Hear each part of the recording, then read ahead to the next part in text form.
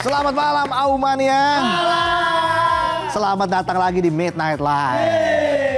Apa kabar penonton?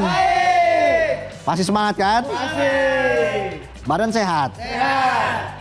Mata sampai merah tuh. Dompet sehat? Sehat.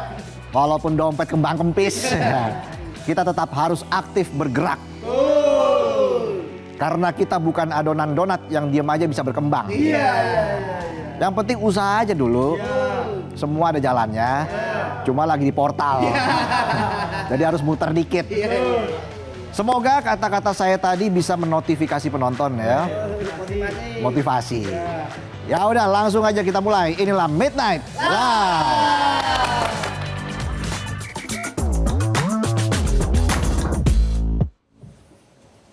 Malam ini kita bakal bahas soal keresahan.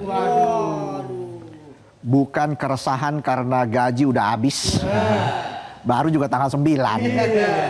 Penonton kan gajinya 9 koma. Tanggal 9 udah koma. Tapi keresahan karena kekerasan para preman.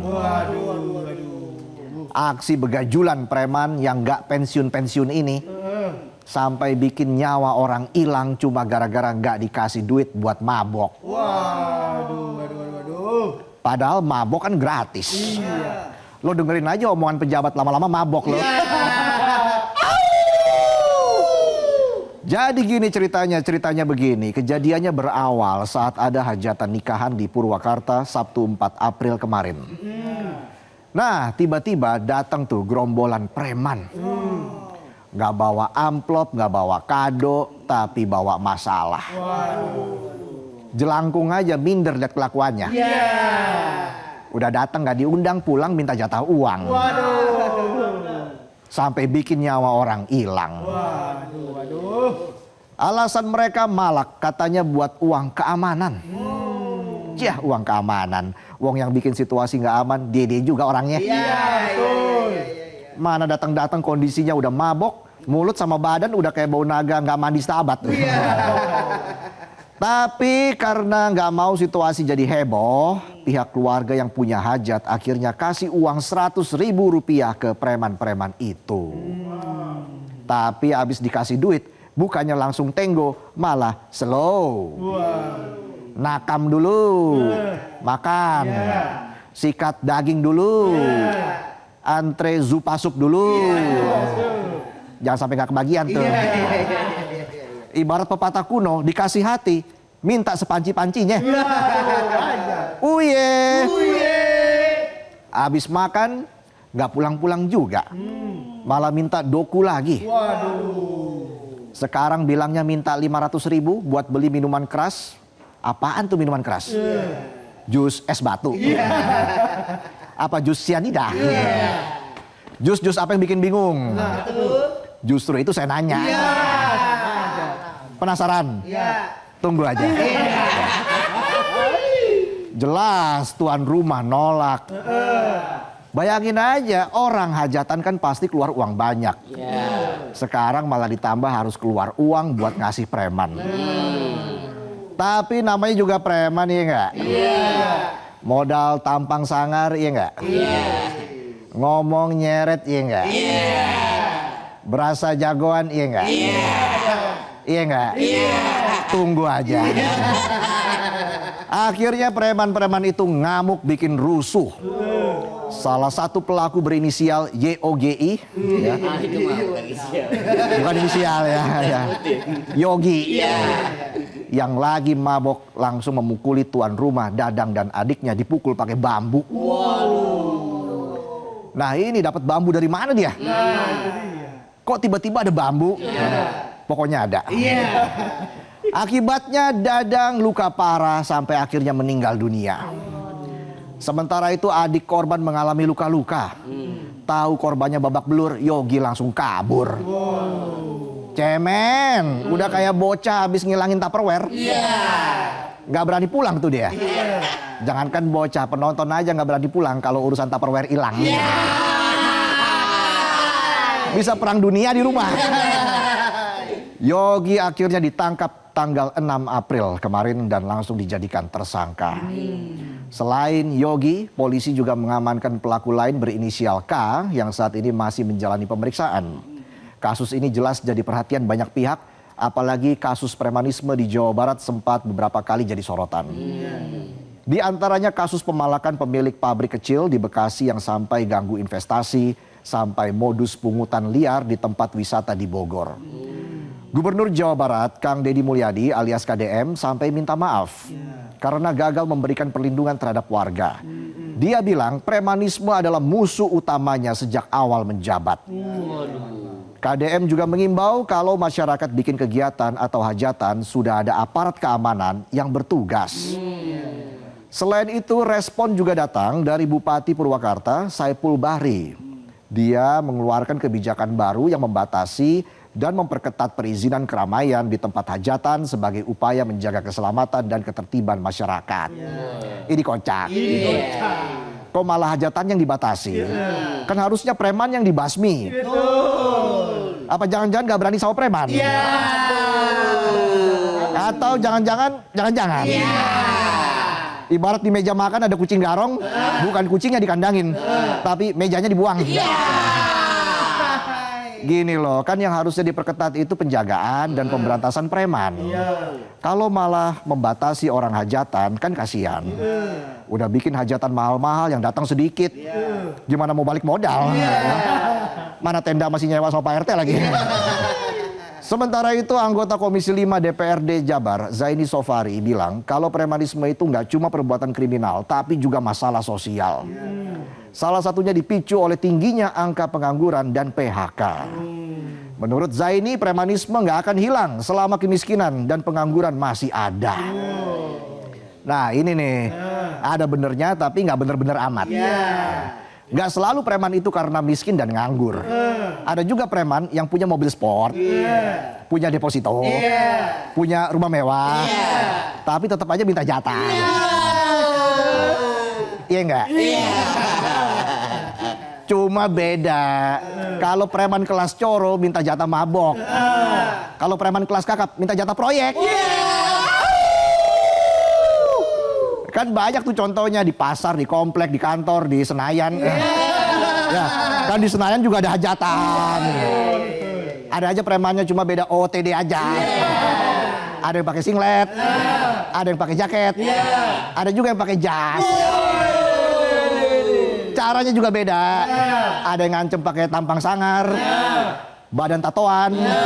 Dulu waktu muda tatonya kepompong, sekarang menjadi kupu-kupu. Ada juga yang caranya lewat pidato. Kalimatnya begini, saya berjanji akan membuka segudang lapangan kerja agar rakyat sejahtera. Pas dibuka gudangnya isinya motor listrik.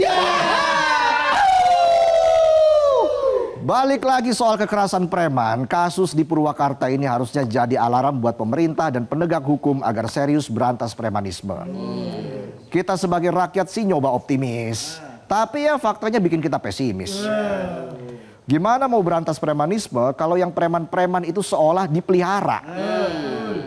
Ingat, jika satu nyawa melayang akibat preman-preman terus dibiarkan, maka yang dipertaruhkan bukan cuma keamanan tapi juga kepercayaan. Jangan ada lagi kejadian serupa, jangan ada lagi nyawa melayang sia-sia akibat aksi premanisme yang terus dipelihara. Negara harus berani beraksi. Jangan cuma jago kasih klarifikasi. Itu dia. Iya enggak? Itulah tadi sajian pembuka kami di Midnight Live. Kami akan kembali dengan sejumlah informasi lain dan juga akan ada bintang tamu kita hari ini. Ada Tohpati dan Meska. Kita juga punya Come On, Kamis Omon-Omon Online. Jadi jangan kemana-mana, tetaplah di Midnight Live.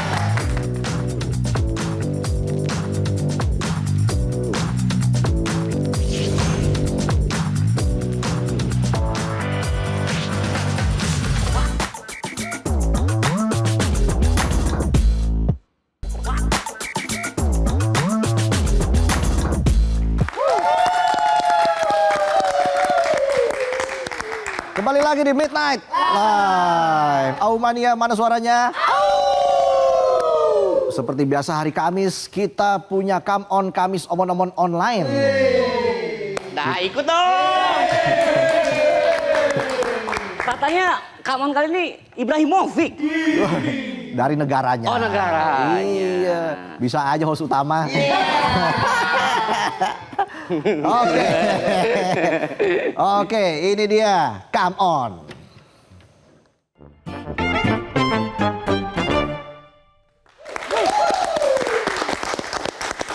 Nah, siapa tamu kita di Come On kali ini, Tom? Spesial nih, pertama kalinya dari Swedia. Wow, namanya adalah Mbak Nina Musoliani Hansun. Widih. Apa kabar Mbak Nina? Selamat sore waktu Swedia. Kabar baik, di sini lagi cerah. Wah. Baru masuk musim semi ya. Setelah kemarin musim dinginnya banyak salju terus. Sekarang udah mulai anget. Berapa derajat, Mbak? Sekitar 8, 12 gitu. Wah, 8 sampai 12. Dibilang anget Wah. ya. Penonton 16 aja udah kedinginan. Penonton 16 aja udah pilek. Mbak Nina. Ya kan mataharinya udah keluar. Iya. Sejak kapan tinggal di Swedia, Mbak Nina? Oh udah lumayan lama ya, hampir 30 tahun. Kira-kira Sudah. 28 tahun. Ini mah udah jadi akamsi. Dulu awalnya kok bisa ke Iya. Swedia itu gimana ceritanya, Mbak? Dulu kebetulan saya dulu wartawan juga di majalah Warta Ekonomi, terus kemudian saya dapat ya pendidikan jurnalistik ke Swedia, lalu ya ketemu Viking, ketemu suami, Oh gitu. terus menikah. Iya. Wah. Emang katanya jodoh nggak kemana. Tapi Mbak Nina harus kemana-mana nih. Baru dapat jodoh. Iya, orang-orang belum kabur, saya udah kabur dulu. Iya. Gimana Mbak rasanya tinggal 28 tahun di Swedia? Kalau sekarang sih udah lebih enak ya, karena orang Indonesia makin banyak, terus untuk komunikasi lebih gampang karena banyak media sosial, ada WhatsApp dan sebagainya. Dulu kalau mau telepon ke keluarga aja dulu harus beli kartu yang 1 jam tuh harganya kira-kira 150.000 gitu. SLJJ Sekarang dulu kan ya. Iya, sekarang bebas mau komunikasi dengan keluarga, dengan teman, ya pakai WhatsApp ya, pakai Zoom seperti kita sekarang ini gitu. Terus Iya. makanan Asia juga makin banyak, dulu agak susah gitu. Bener, dulu kalau di wartel tuh digedor orang tuh. Iya. Kelamaan nih katanya. Iya.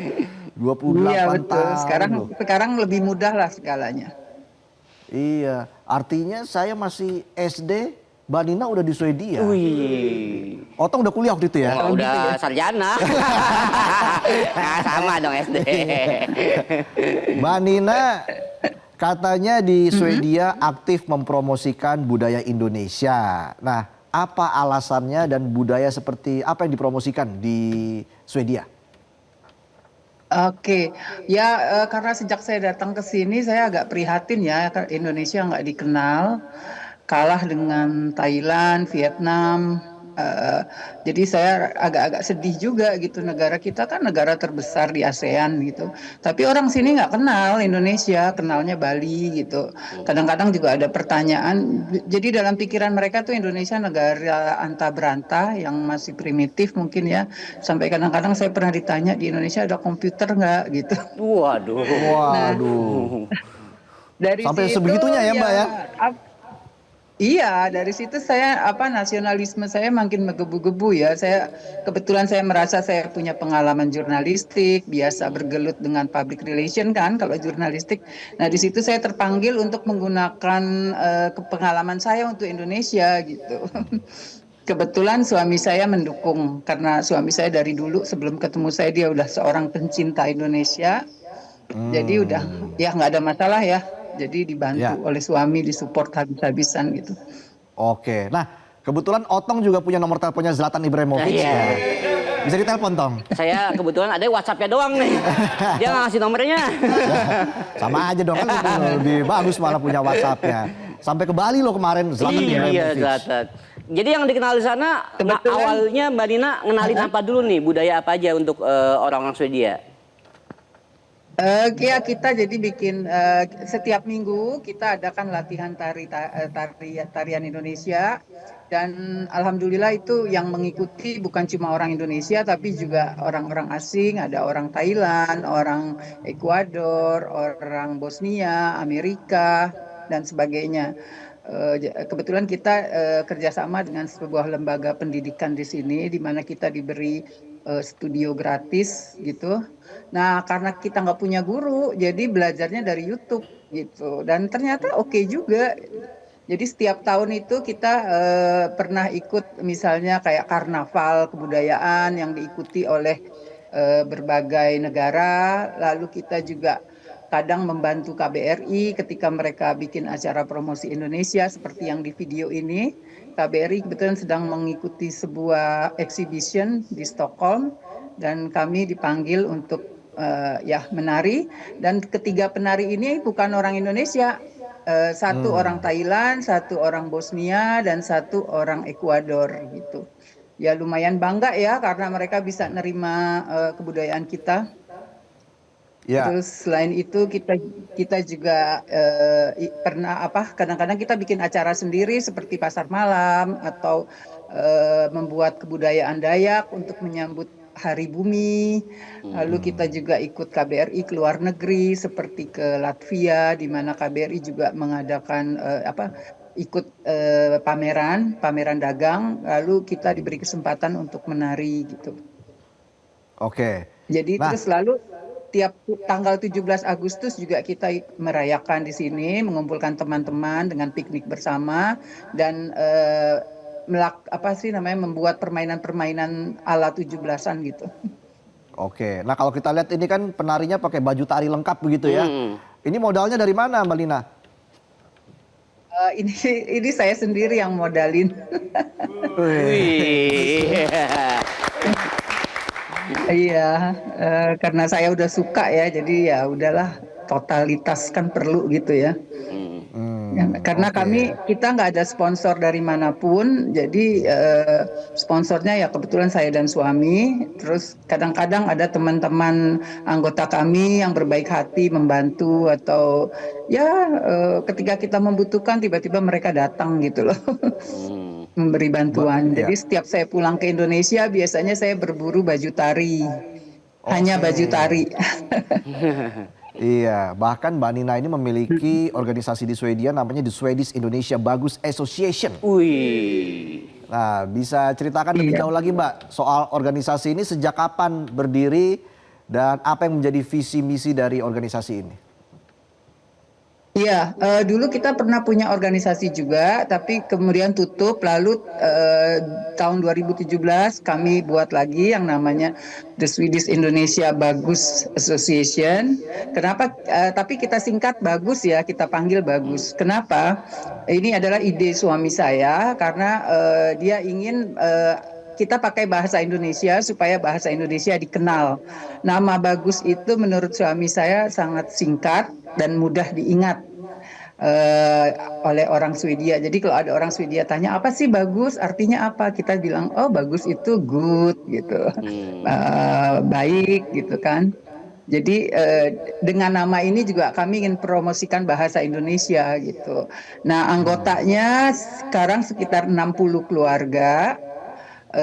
Mereka membayar iuran setiap tahun dan dengan iuran itulah kita membuat acara-acara memang ya sangat minim karena itulah saya yang jadi kita berusaha untuk nutup-nutupin lah sendiri gitu. Karena kalau nggak begitu nggak akan ada acara Indonesia karena kami jauh sekali dari KBRI kan. Kami ada di selatan di kota Malmo, satu kota dengan selatan seperti yang tadi disebut-sebut. Oh di Malmo. Tempat lahirnya selatan tuh ya? Iya. Malmo iya, FC. kotanya Ada patungnya kan di sana kan? Ada. Ya, jadi visi misi kami selain memperkenalkan Indonesia, kami juga ingin ikut meningkatkan hubungan antara Swedia dan Indonesia begitu. Jadi setiap musim panas kita juga bikin ikut acara Swedia merayakan Midsummer atau pertengahan musim panas, di mana kita ikut tari-tarian Swedia mengelilingi tiang yang berbunga-bunga gitu loh. Jadi kita ingin membantu juga orang-orang Indonesia supaya lebih cepat mengenal Swedia gitu, dan orang Swedia lebih cepat mengenal Indonesia. Oke. Nah, Mbak Dina ini kan udah lama jauh dari Indonesia. Ada nggak harapan untuk Indonesia, negeri kita tercinta, Mbak Dina? Oh, tentu saja. Saya berharap Indonesia itu menjadi lebih terkenal, lebih baik, dan diasporanya juga lebih banyak membantu percepatan pertumbuhan dan pembangunan Indonesia ya. Kita harus belajar dari India dan Cina karena kita tuh diasporanya termasuk agak lambat. Mungkin karena dulu nenek moyang kita kan bilang mangan orang mangan ngumpul ya. Jadi kita agak lambat lah pertumbuhan diasporanya dibanding Cina dan India misalnya.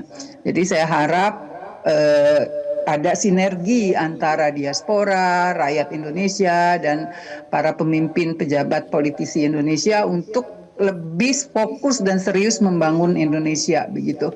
Terus kalau bisa juga pemerintah lebih meningkatkan pendidikan kebudayaan, kultural, karena kultur itu sangat penting ya, karena itu identitas bangsa kita. Saya ini udah 30 tahun pun, hampir 30 tahun di Swedia, saya masih WNI loh gitu. Karena saya merasa menjadi WNI adalah identitas saya gitu, dan kultur Indonesia adalah identitas saya. Kita bisa belajar dari Iran bagaimana negeri ini sangat mengutamakan kultur ya, dan mereka menjadi negara yang sangat kuat gitu, sangat kompak, sangat patriotis, nasionalis. Kita harus belajar seperti itu gitu loh. Karena itu saya prihatin lihat banyak anak muda kita yang lagu-lagu daerah aja udah nggak bisa, lagu kebangsaan udah nggak bisa. Kenapa gitu? Jadi harapan saya Departemen Pendidikan juga mulai deh seperti dulu gitu, patriotisme bangsa kita itu dibangkitkan lagi gitu. Oke, keren ya. Mungkin ada nggak harapan Mbak Nina buat Otong gitu? Ajak saya ke sana lah, Mbak. Semoga bisa hadir ke sini dan ketemu langsung sama Zlatan. Saya kali undang mas, saya pasti datang, asal dibayari. Asik. Harus cari sponsor. Oke, Mbak Nina, sampai ketemu lagi ya. Mungkin jadi. Iya, terima kasih atas kesempatan ini. Kalau pulang ke Indonesia mampir ke Metro TV ya, Mbak Nina. Iya dong, pasti dong. Kalau diundang. Sama ya nanti kita. Sehat selalu Mbak Nina. Salam buat suami, salam buat teman-teman diaspora di Swedia. Sukses semuanya, sehat semuanya. Dan juga semoga kita bisa bertemu suatu saat. Kita kasih tepuk tangan untuk Mbak Nina. Datang ke sini dengan senang hati. Wah, keren banget ya. Keren ya. Hampir 30 tahun di Swedia. 30 tahun di Swedia. Masih kenal nasi nggak tuh ya? Makan teri pakai keju. Oke, kita jeda dulu. Kami akan kembali dengan bintang tamu yang akan hadir di Midnight Live. Seorang musisi. Wih, main drum tuh pasti ya? Gitar dong. Oke. Siapa dia? Dia siapa? Tetaplah di Midnight Live.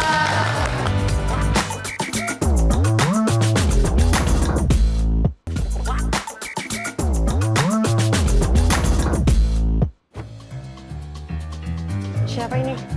Akhirnya, aku punya sebuah misi untukmu, Meska. Ada satu tempat yang harus kamu datangi. Di suatu tempat, ada seseorang yang sedang menunggumu.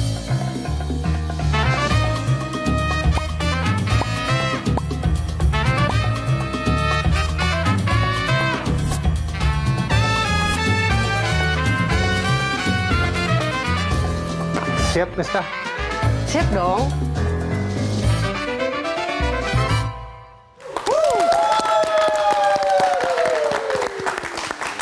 Langsung saja kita sambut Mas Tohpati dan Meska. Yeay. selamat malam Mas Topati, apa kabar? Baik, alhamdulillah baik. Meska, selamat malam, apa kabar? Malam, baik. Selamat datang lagi di Midnight Yes, Live. akhirnya. Dengan proyek terbaru. Iya. Mas Topati, ini kita ajak begadang dulu ya malam ini. Gak apa-apa kan? Musisi begadang biasa. Oh, musisi begadang biasa. Biasanya kalau tidur tuh paling malam jam berapa Mas Topati? Kalau masih muda dulu, sekarang masih muda sih. Masih muda ya? Dulu jam 4 pagi pernah pulang dari studio jam 4. Tapi kalau sekarang dibatasi. Oke. Jam 12 tidur lah. Oke. Penonton sampai sekarang jam 4 pagi masih pulang. Tapi dulu apa sih yang membuat Mas Topati itu yakin untuk akhirnya serius di dunia musik? Karena aku dari SMP udah dapet duit dari musik. Oh iya? Jadi ketika udah SMA tuh udah jadi semi profesional. Jadi kuliah udah profesional. Jadi kalau misalnya selesai kuliah, terus aku kerja lain kayaknya riset dari nol ya. Kalau musik tinggal lanjutin aja. Iya. Dari SMP loh. SMP ngapain? Hai aja sampai sekarang. Wah, nah sekarang kan Mas Topati sudah merilis lagu remake Ingin Ku Miliki. Iya. Dan mengajak Meska untuk berkolaborasi. Kenapa lagu ini yang di remake Mas Topati? Sebenarnya kan ini salah satu lagu dari 10 lagu yang akan dirilis. Nanti itu jadi album. Nah ini lagu yang ketiga. Pertama kemarin Semusim sudah sama Nadif. Kedua sama Fabio Asar lagunya Cinta Kita. Nah ini yang ketiga Ingin Ku Miliki yang dulu dinyanyikan oleh Ruth Sahanaya di tahun 99. Nah ini dari pihak label Sony Music sama Record kita memilih Meska. Karena sebelumnya kita sudah pernah kolaborasi. Saya membuat musiknya Meska di single Kamu Yang Kedua. Oke. Saya udah jatuh cinta sama suaranya. Oke. Jadi waktu project ini saya bilang Meska harus ikut. Meska ketika diajak untuk berkolaborasi dengan Mas Topati itu gimana perasaannya? Aku langsung hayo gitu. Hayo. Karena kan sebelumnya udah pernah kerja sama juga. Terus kebetulan lagunya juga aku suka, Ingin Ku Miliki yang ditawarin kan. Jadi ya aku langsung terima aja gitu. Ayo aku mau banget gitu. Terutama buat albumnya Mas Topati juga kan ini gitu. Gak perlu mikir 2 kali ya? Iya, mikir sekali udah ayo.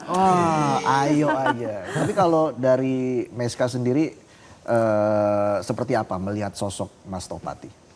Lihatnya kayak awalnya aku takut ya, karena kan senior ya Mas bahasanya. Jadi aku takut ada salah kata, takut kalau nyanyinya nggak sesuai sama yang dimau gitu-gitu. Makanya kita sebelum ada project kita ngomongin dulu sih arahnya mau kemana, mau dibuat kayak apa. Jadi biar sesuai semua. Jadi beginilah hasilnya nanti akan dirilis tengah malam. Dan untuk pertama kalinya loh ya akan dirilis di Midnight Live, akan membawakan lagunya Ingin Ku Miliki. Wah itu luar biasa, terima kasih loh Mas Topati dan juga Meska. Baru dirilis jam 12 malam nanti. Tapi dibawakan dulu di sini. Wah. Tapi memang karakter dari suara Meska yang akhirnya membuat Mas Topati memilih Meska untuk bisa membawakan lagu ini seperti itu ya? Ya menurut aku sih cocok ya karena Meska tuh punya karakter yang bagus, terus range lagunya cocok sama range-nya Meska. Dari bawah dia punya suara yang, kalau rendah dia punya suara yang syahdu, tapi kalau yang tinggi dia juga bisa power gitu. Nah lagu ini juga kebetulan range-nya juga panjang gitu, lebar gitu. Iya. Ada nggak aransemen yang berubah sangat signifikan begitu dari versi lama dengan versi remake ini? Signifikan banget maksudnya enggak sih, maksudnya misalnya dari lagu pelan terus dirubah jadi lagu disco gitu enggak, karena saya nggak mau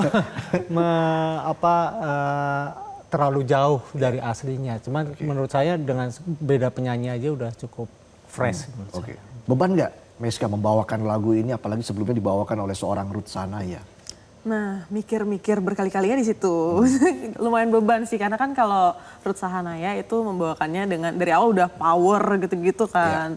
Terus aku kalau nonton aja tuh merinding banget karena powernya gede banget kan. Sedangkan aku tuh kadang suka lepas kontrol kalau nyanyi. Jadi itu yang jadi pembelajaran aku di recording lagu ini sih, Ingin Ku Miliki ini. Jadi aku harus kontrol, terus nggak boleh yang plek-ketiplek sama banget juga karena kan karakternya juga beda. Jadi ya lumayan pressure sih sebenarnya. Tapi hasilnya ternyata aku cukup puas sih sama. Cukup puas? Cukup puas. Dengan pressure itu ternyata aku bisa juga ya gitu. Tapi makna lagu ini buat kamu ada sesuatu nggak? Sebenarnya ini kan tentang ingin memiliki orang yang sebenarnya udah punya hubungan sama orang lain gitu ya. Kayaknya sih kalau untuk ada intensi ke situ nggak pernah ya aku. Tapi mungkin nggak sengaja gitu kayak naksir-naksir, ih ganteng gitu. Tapi nggak tahu dia punya pacar. Ya. Jangan gitu lah. Malu. Tapi kayaknya nggak pernah yang sengaja gitu. Nggak, amit-amit jangan sampai. Ini penonton lucu deh. Ngarep banget. Nah, kalau dari Mas Topati apa makna lagu ini? Ini lagu kan sudah sangat besar lah ya, bisa dibilang seperti itu Mas Topati. Kalau dari Mas Topati sendiri ketika mengaransemen ulang atau meremake lagu ini, apa yang menjadi tantangan terbesar buat Mas Topati? Sebenarnya tantangannya gimana supaya bisa masuk ke generasi sekarang ya. Dimana generasi sekarang tuh kan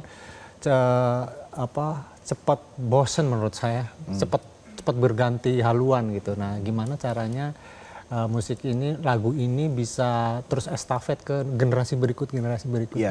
Nah, makanya musiknya saya nggak terlalu ya musik sekarang lagi trennya apa, saya ikut ke situ nggak. Tapi saya melihat jauh ke depan supaya gimana lagu ini tetap long lifetime gitu. Tapi bukankah itu juga menjadi tantangan terbesar musisi Indonesia saat ini? Dengan perkembangan teknologi yang semakin maju begitu ya. Apakah memang formulanya harus seperti itu? Kalau dari Mas Topati? Kalau bebas-bebas aja sih, memang ada orang yang harus ngikutin zaman musik, tren musiknya. Tapi ada yang tetap kekeh saya kayak seperti ini gitu. Sah-sah aja sih sebenarnya. Tapi memang fenomenanya sekarang beda banget sama zaman tahun 90-an, tahun 2000 sampai sekarang tuh beda banget cara marketing, cara label juga memasarkan, terus konsumen juga menilainya juga beda, cepet banget perputarannya. Nah, Mas Topati ini kan juga terkenal sebagai gitaris handal ya. Handal ya, bukan sendal. Handal dong ya. Berbagi tips dong gimana caranya kok bisa jago banget main gitarnya ya. Kadang jempolnya di sini, kelingkingnya di sini. Kadang di sini, di mana kelingkingnya? Iya, kadang-kadang kelingkingnya hilang. Itu gimana Mas Topati kok bisa? Dulu makannya apa sih Mas Topati? Ya. Mungkin bisa berbagi tips untuk gitaris-gitaris muda. Kayaknya makannya kurang sehat, jadi main gitar terus. Kalau kayaknya enjoy aja sih, latihan juga. Tapi kayaknya emang latihan terus sih dulu ya. Cuman kalau dibilang suka gitar nggak, saya malah lupa. Dulu tuh suka gitar apa enggak, lupa. Yang penting main aja gitu. Kalau latihan pasti harus latihan sama membuka wawasan musik apa aja. Gitu. Kalau diterima, dikasih kritikan harus diterima. Iya. Wah, luar biasa loh. Kalau dari Meiska sendiri, sebenarnya lagu ini sudah didengar belum dengan oleh Ruth Sanaya? Kalau sama aku sejujurnya belum pernah ketemu. Belum pernah ketemu? Belum pernah ketemu dan belum pernah nonton langsung juga. Aku pengen banget. Biasanya nonton dari sosial media aja gitu. Pengen banget nonton aslinya kayak gimana gitu. Terus kata Mas Topati juga belum didengerin hasil mixing masteringnya. Jadi aku deg-degan banget bakal suka nggak ya memutingin nanti sama lagunya. Tapi semoga suka ya. Karena ini sebenarnya nggak ngerubah banyak banget kok. Masih versi kayak yang dulu. Jadi orang-orang masih tetap bisa singelong sama lagu ini. Cuman ya dibawanya dengan karakter suara aku aja. Iya. Yang lebih apa ya, yang lebih muda begitu ya. Lebih secara sound juga lebih fresh. Terus lebih grande lagi. Mas Topati kan juga sering membuat musik. Kalau misalnya lagi buntu, idenya lagi buntu tuh biasanya ngapain Mas Topati? Nggak pernah buntu sih. Memang. Yang ada jalan buntu. Iya. Cocok deh kayak jadi pembawa acara ya. Besok gantiin Otong jadi host. Gang buntu. Gitu Mas ya. Nggak pernah buntu? Ya buntu dikit, paling ditinggal nonton film. Oh gitu. Senang nonton film. Oh sering nonton film. Ya, sekarang nggak terlalu senang. Berarti lagi nggak buntu. Lagi nggak buntu. Iya. Apalagi ada single terbaru, wah ingin kumiliki. Nah, dari Meiska sendiri apa harapannya untuk lagu ini? Harapannya semoga lagu ini kan sebenarnya udah long lasting ya kalau sampai tahun ini. Jadi semoga dengan aku bawain lagi bisa lebih panjang lagi umurnya lagunya. Amin. Terus teman-teman juga mencintai lagi lagu-lagu yang dulu pernah dirilis. Oke. Terus generasi muda juga nanti bisa sing along sama aku kalau misalnya dibawain off air. Wah, iya. Kedepan akankah bekerja sama lagi dengan Mas Tohpati? Pasti akan ada kemungkinan ya Mas kayak produce single gitu. Pastinya, pinginnya sih. Pinginnya Nggak sih. cuma sekali ini. Kan ternyata baik kan orangnya kan. Baik banget, Kalau di lucu TV lagi. Iya, lucu banget. Lucu ya. Oke, jadi akan proyek-proyek selanjutnya juga Semoga. diharapkan bisa bekerja sama lagi gitu Iya, ya. kerjasamanya lancar sih soalnya Iya. so far. Mas Tohpati, sebenarnya bagaimana sih kriteria melihat seorang penyanyi begitu ya dari kacamata seorang Mas Tohpati? Penyanyi secara umum. Iya. Ya, menurut saya penyanyi yang baik adalah dia mempunyai karakter suara sendiri. Dia tahu kemampuannya suaranya seperti apa. Terus dia terbuka sama musik apa aja. Oke. Dan konsisten aja. Nggak terlalu harus mengikuti itu, mengikuti ini. Oke. Ya. Biasanya dalam membuat musik lebih mementingkan teknik atau rasa? Kalau aku lebih ke rasa ya. Kalau teknik itu biasanya cuma gimmick aja. Masa? Iya. Tapi mau buat saya sih rasa nomor satu ya. Oke. Seperti misalnya main gitar, kalau mainin satu nada aja bisa enak, kan nggak perlu pakai teknik gitu. Kalau dia dia pemain yang bagus, memainkan satu nada aja bisa enak gitu. Wih, keren. Ini obrolannya daging semua loh ini ya. Nggak ada tetelan. Enggak. Bisa aja nyautnya ya. Waduh, nah pastinya kita juga sesaat lagi akan mendengarkan ya seperti apa lagu ini dibawakan oleh Tohpati dan juga Meiska. Tapi satu pertanyaan saya pastinya, satu pertanyaan terakhir saya adalah apa harapan dari Mas Tohpati untuk industri musik di Indonesia? Semoga selain kualitas yang diincar semua orang, semua label, tapi tetap kualitas harus nomor satu. Oke. Karena musik itu yang umurnya panjang biasanya yang kualitasnya bagus. Nggak hanya viral. Viral boleh, tapi viral yang umurnya panjang, nggak cuman sebentar, ntar hilang.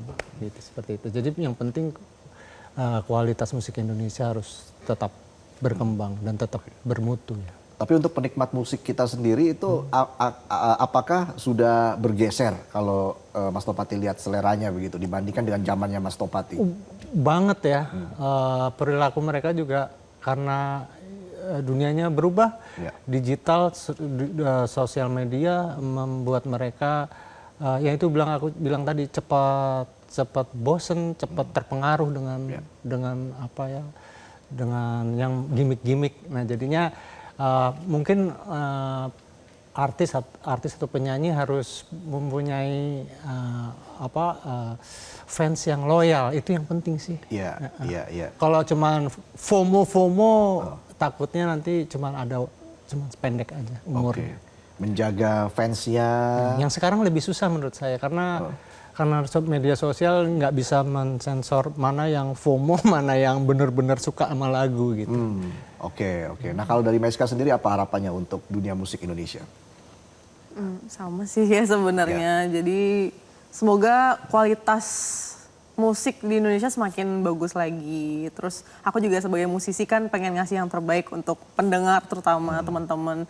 Jadi ya harapannya semoga kita bisa sejalan terus lah sama pendengar. Jadi biar mereka juga happy, akunya juga happy berkarya sesuai sama apa yang aku suka. Ada nggak mimpi kamu ke depan setelah project ini ya, mimpi kamu ke depan yang ingin kamu capai di dunia musik?